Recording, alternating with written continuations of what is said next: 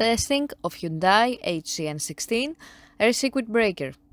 The basic settings will be set by the customer. For testing, we add a 220 volt AC power supply. At first, we trip the breaker manually.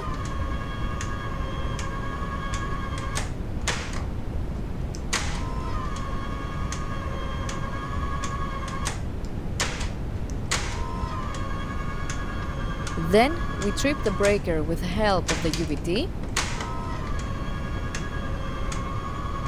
Next, we perform a short time delay test and the breaker trips almost instantly. And lastly, we perform a long time delay test and the breaker trips.